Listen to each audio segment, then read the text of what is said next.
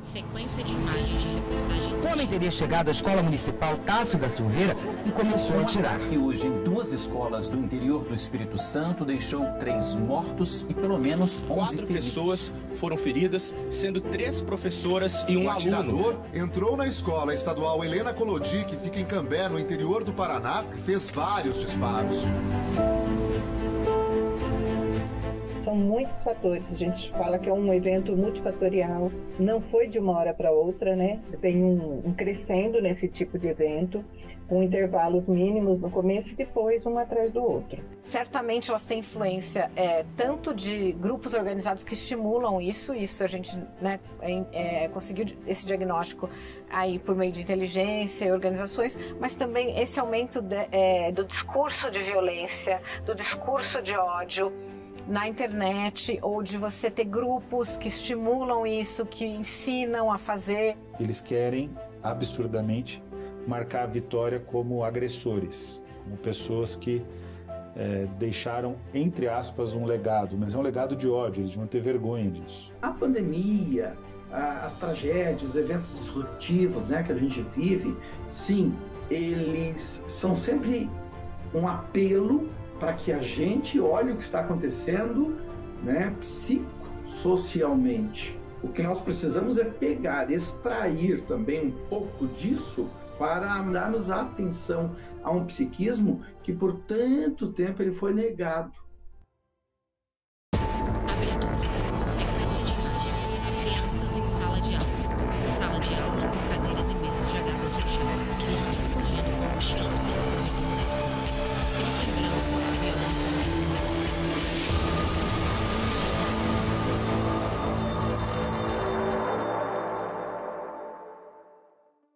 É um fenômeno bastante preocupante que a gente precisa ter muita atenção e tem que agir com inteligência para conseguir reorganizar a escola para evitar os ataques.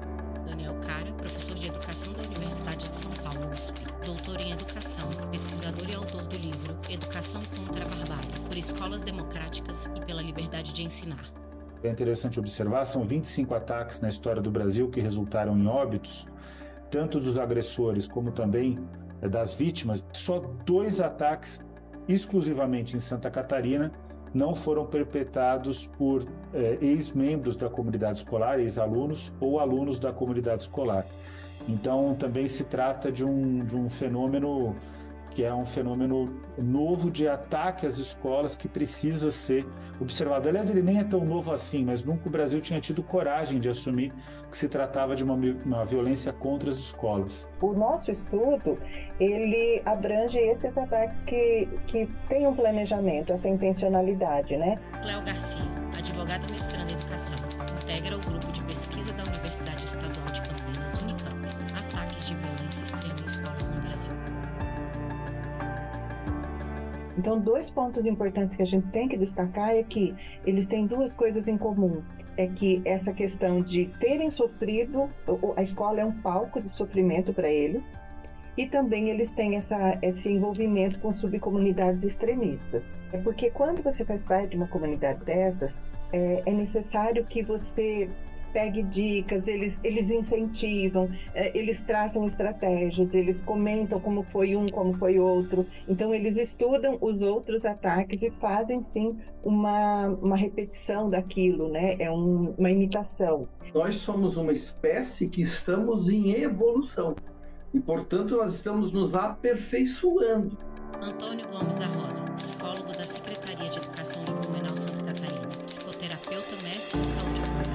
Atuou com familiares e professores após o ataque da creche Cantinho Bom Pastor em 2023. O que a gente pode perceber é que uma pessoa dessa, não tendo um transtorno psiquiátrico diagnosticado, né, e já consolidado em si, ela faz parte de um quadro de vulnerabilidade psíquica, emocional, e que por conta de um momento da vida dela, aquilo ali então se deflagra nessas atitudes, né?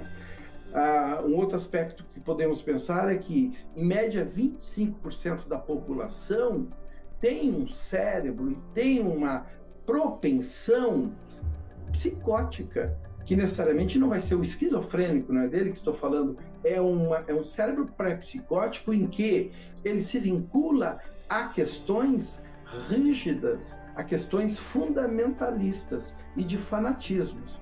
Eles estão muito mais vulneráveis a, no momento da vida, entrarem dentro de um tipo de crença que ele se associa e ele se sente pertencendo por causa dessa fenda psicológica e emocional que ele trouxe na vida dele, né? E que nós não percebemos.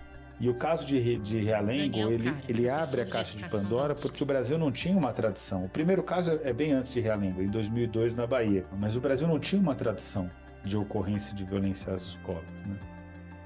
Mas isso começa a se estabelecer e a se solidificar no Brasil, e a gente agora já está num fenômeno que, se não tiver uma ação rápida, ele entra em não retorno, como é o caso dos Estados Unidos.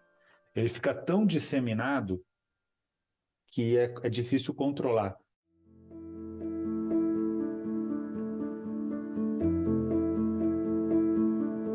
Aí eu fico muito triste, sabe? Porque... Sandra Regina Ramos, mãe de sobrevivente de ataque em escola. Então, às vezes, cada vez que tem alguma coisa, aquilo abre aquela ferida que está dentro de mim, abre isso de novo e vem aquela imagem. Quando tem esses episódios, para mim o dia acaba, porque é viver e outra, pessoas inocentes estão morrendo. Imagem aérea de conjunto de moradias. Os atiradores entraram e começaram a disparar dentro da escola estadual Raul Brasil, em Suzano, na Grande São Paulo. Parecia bombinha, mas depois José Victor Ramos, sobrevivente do ataque à escola de Suzano. Falei, não é bomba, é tiro. E aí apareceu um moleque saindo da diretoria com a arma na mão, e todo mundo correndo e ele atirando em todo mundo. E eu vi outro assassino na frente e ele tacou o machado em mim. Até agora são 10 mortos, contando com os 2 criminosos que se mataram e as 2 funcionárias da escola. Meu nome é Sandra Regina Ramos. Eu sou mãe do José Victor Ramos, do menino do massacre que levou a machadada. Já se faz 4 anos. Porém, as minhas lembranças, para mim, é como se fosse hoje. O José Victor tinha acabado de fazer 18 anos, uma semana antes. Era na hora do intervalo deles, né? E ele me conta que ouviu bombinha. Ele achou que era bombinha, os tiros. Só que aí ele viu que não. Aí ele estava com a namorada, ele correu para um lado e a namorada para outro. Aí ele correu para o hospital, que era bem próximo. É uma quadra. Ele falou, mãe, eu não sei como eu consegui correr. Acho que deu 1 minuto para eu estar no hospital. Aí eu lembro que eu cheguei lá, mãe, e falei, vai vir muita gente ferida ainda para os enfermeiros. Imagem em preto e branco da fachada do Hospital Santa Maria. Uma das cenas mais fortes que eu vi foi o José Victor Ramos, sobrevivente do ataque à escola de Suzano. Tentando abrir a porta da sala e o terrorista encheu ele de bala. O José estudou com ele no primário. Ele andava sempre de preto, de capuz, cabeça baixa. Mãe de sobrevivente ele de já ataque à era escola. assim, já brigava muito, racista mesmo, em muitos lugares, pelo que eu ouvi dizer. Sabe, agora eu não sei por que ele é, porque a avó dele é da minha cor. São adolescentes que nós descobrimos um certo tipo de perfil, mas que vem de uma certa forma de uma violência, que pode ser exclusão na escola, pode ser bullying, violência doméstica, humilhações. Por sua especificidade, né, de adolescente, isso pode ser uma causa muito complicada para que se entre em depressão, para que se torne um adolescente recluso. Então tem várias características. Aqui a gente não toca no assunto sobre o massacre. A gente não toca, ele não gosta de ver TV.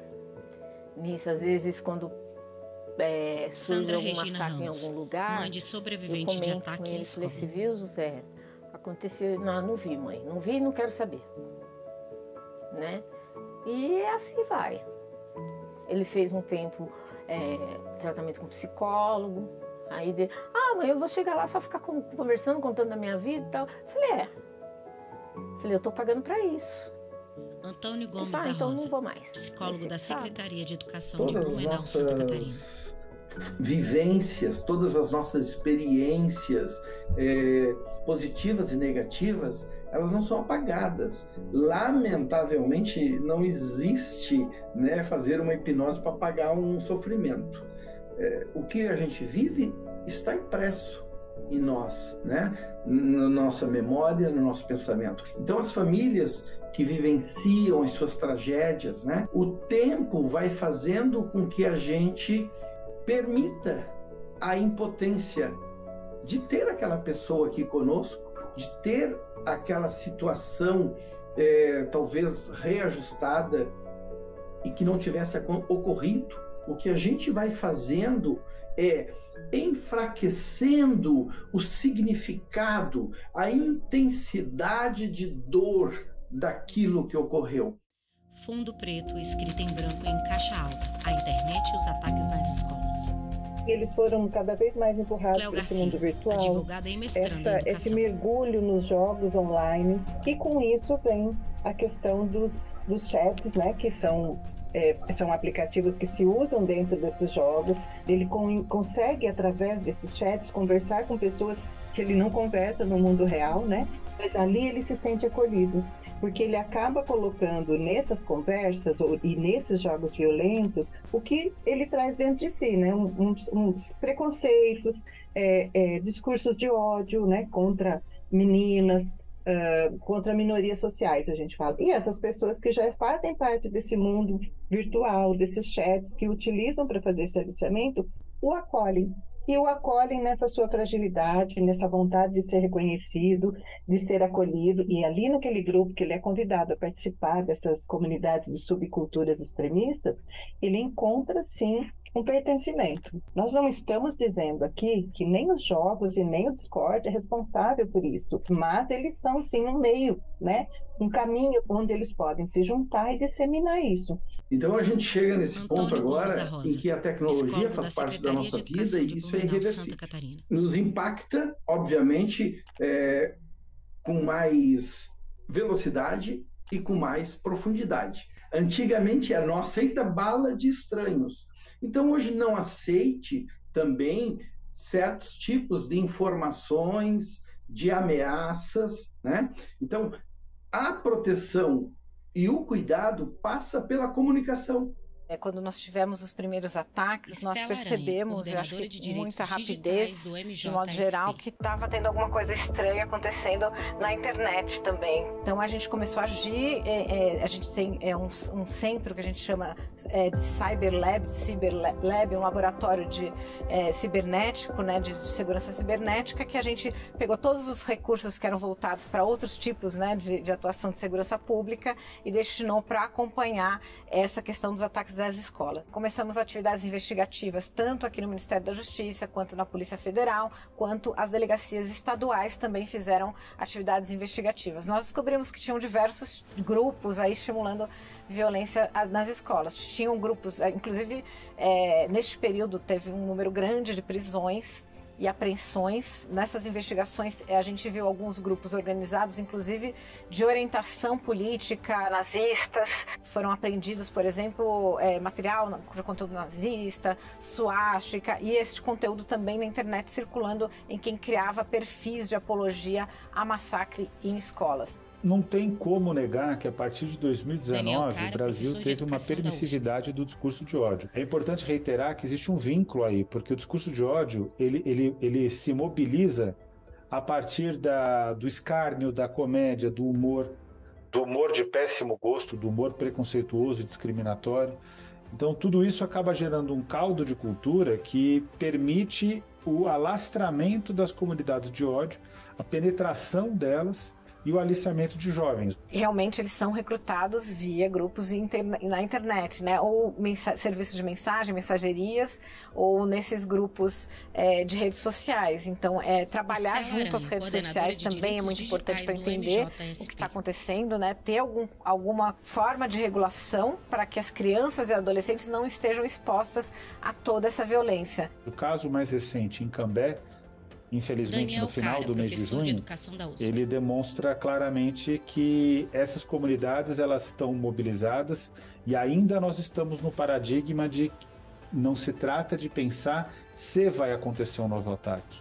Se trata de ter a consciência de quando vai acontecer um novo ataque e por isso é urgente a elaboração de políticas públicas e o acompanhamento articulado entre o parlamento, o Poder Executivo, principalmente o Poder Executivo, e o Poder Judiciário, que tem um papel também fundamental. Fundo Preto escrito em branco. Operação Escola Segura, criada pelo governo federal em 5 de abril de 2023. Após o ataque à creche Cantinho Essa do Bom atuação, Pastor, em Blumenau, ela também começou em conjunto com os estados. Nós fizemos uma primeira reunião com as delegacias de crimes cibernéticos de todos os estados. Então a gente criou uma rede de comunicação. Então tinha uma rede tanto de inteligência para acompanhar esses movimentos, e aí essa rede foi crescendo e realmente foi uma operação absolutamente coordenada. Eu sempre falo que é o pacto federativo funcionando. Nós criamos também, a partir desse dia, né, dessa primeira reunião, que foi um dia após o segundo ataque em escola, um canal de denúncias para centralizar as denúncias no Ministério da Justiça. A gente chegou a receber no pico da crise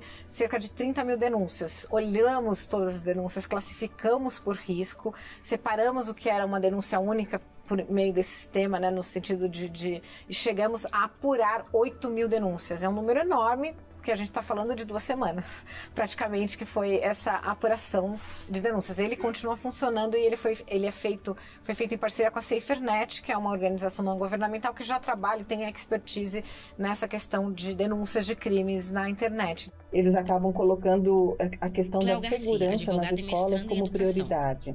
E isso, para nós que estudamos a convivência há já 2 décadas, né, não traz uma solução para a causa. Né?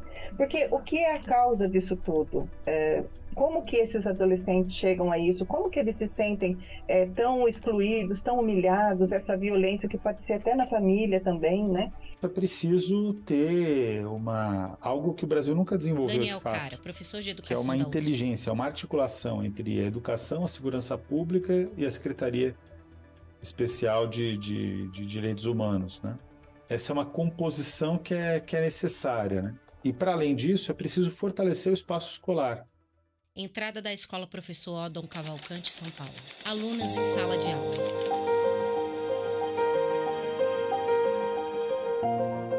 O convívio surgiu na pandemia, que todos ficaram em casa e teve um número alto de ansiedade, Antônio de Souza depressão. Fernandes, coordenador de organizações lançou o programa escolares. Conviva.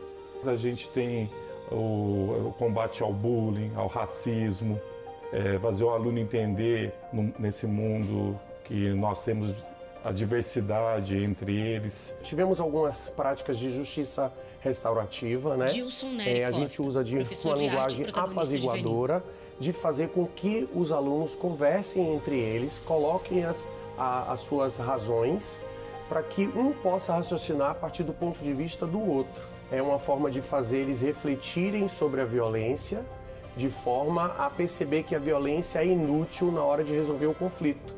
A ideia é que eles resolvam o conflito de uma forma pacífica, né?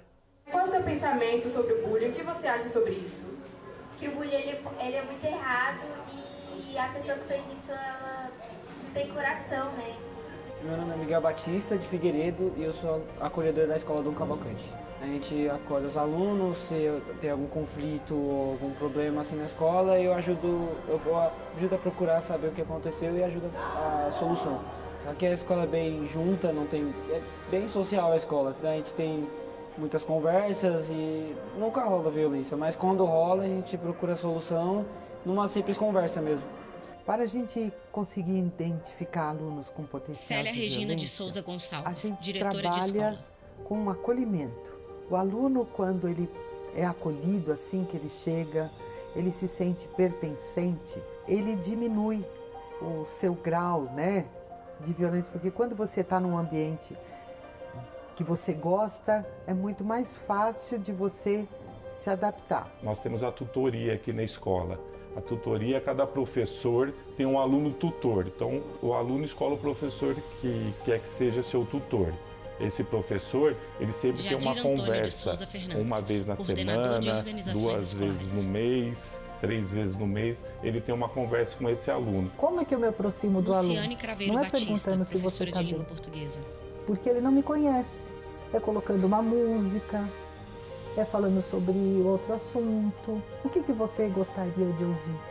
Né? O que você me traz hoje? Como é que você está? Às vezes eles não querem falar. Então, através de uma música, através de um artesanato, não começo logo com matéria. Eu vou me aproximando. Os professores trabalham bastante, né, principalmente protagonismo juvenil, projeto de vida, sobre os sonhos dos alunos. E nesses trabalhos também trabalham os sentimentos, a identificação de quem ele é, como ele se sente, como ele se relaciona com a escola, com a casa, com a vida, com a comunidade. Então, esses momentos de reflexão são importantíssimos, porque são trabalhos de autoconhecimento. Quanto mais o aluno se conhece, quanto mais ele se sente pertencente, mais ele consegue lidar com os seus sentimentos. Vai me ajudar na questão Miguel Batista de Figueiredo, mim ser muito social, entende? Como conversar com as pessoas bem melhor do que eu era antes. Se tiver algum conflito, eu poder ajudar o próximo e o próximo me ajudar, que eu incentivo e faço a minha parte. Imagens de alunos saindo pelo portão da escola, andando pelos corredores. E muitas vezes eles se relacionam de uma forma um tanto agressiva, né? Eles xingam um ao outro, usam as características físicas para dar apelidos. Então isso gera agressividades, né? Eles reagem muitas vezes de forma agressiva.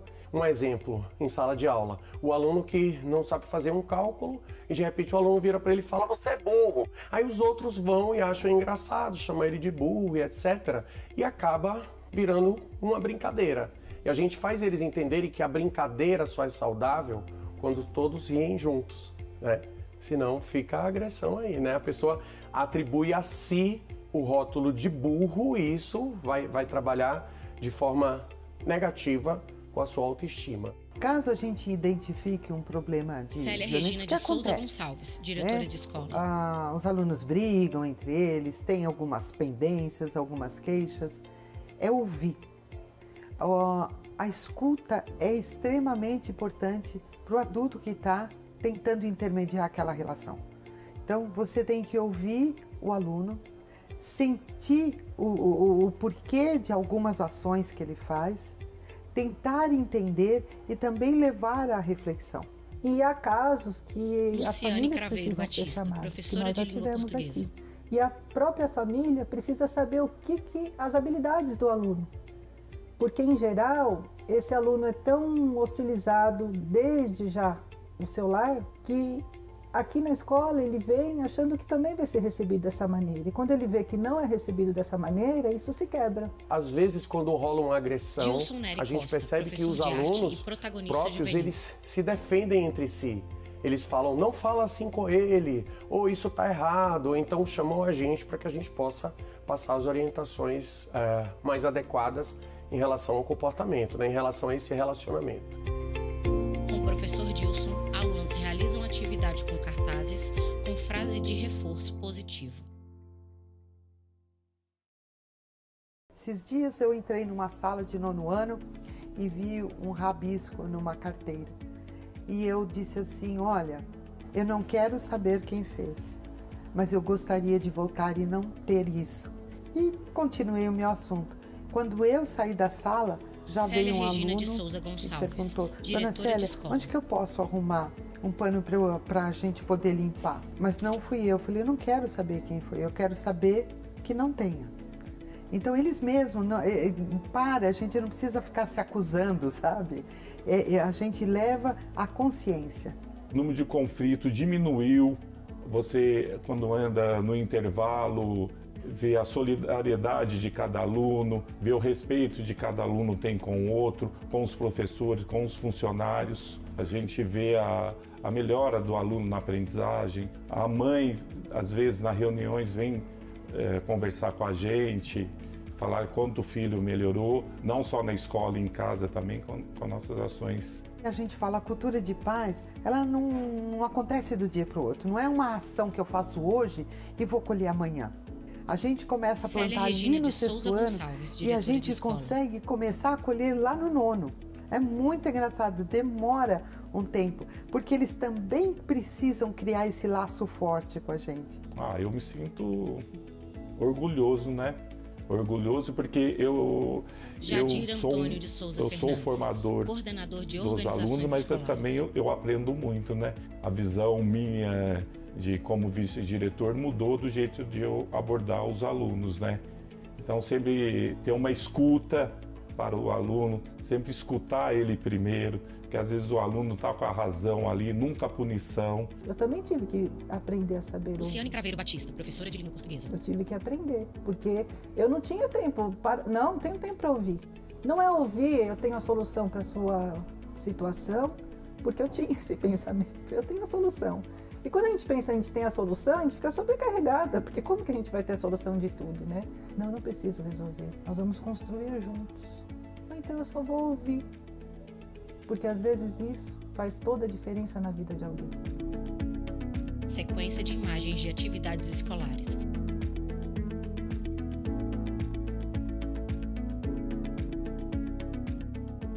Transição de imagem. E é claro, então, que a gente precisa de investimentos num programa como esse, mas que abranja todas essas áreas.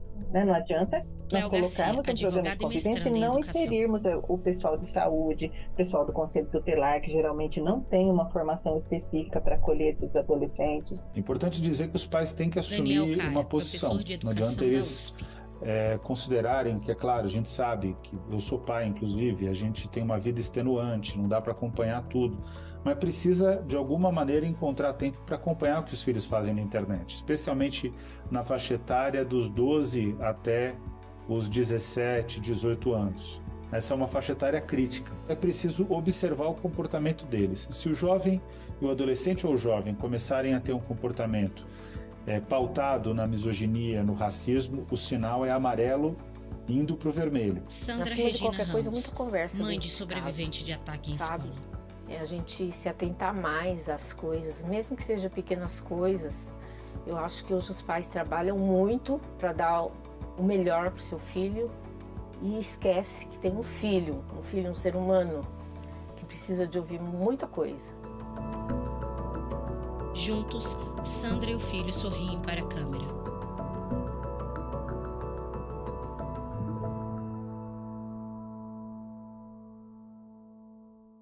Eu acho que é uma responsabilidade de todo mundo. A gente sabe que a escola precisa de uma rede de apoio, que inclusive consta no ECA, né? A escola, o ECA informa que quem são as instituições que são responsáveis por cuidar dos adolescentes e das crianças, por garantir os seus direitos. São a escola, claro, como proteção, mas o Ministério Público, a saúde, né, rede de saúde, assistência social, o Conselho Tutelar. Só que quando acontece esse tipo de eventos, as pessoas sempre correm e dizem, não, a escola tem que dar um jeito. Enquanto isso, a escola continua sem o apoio dessas redes, que não funciona, embora esteja constando em lei. A gente vai precisar trabalhar com muita inteligência, com muita frieza, mobilizando todos os setores da sociedade para pautar o tema e resolver o tema. Agora, é possível. A previsão que nós tínhamos, só para se ter uma ideia também, para dar um grau de tranquilidade, a gente achava que podia dobrar o número de casos no primeiro semestre desse ano. Era o comportamento natural das curvas, né, de ocorrência de casos. E não foi o que ocorreu. Mas nós precisamos tornar mais saudável as mentes das crianças que estão vindo e sermos ensinados. Nós não nascemos com a nossa personalidade inscrita no sangue, né?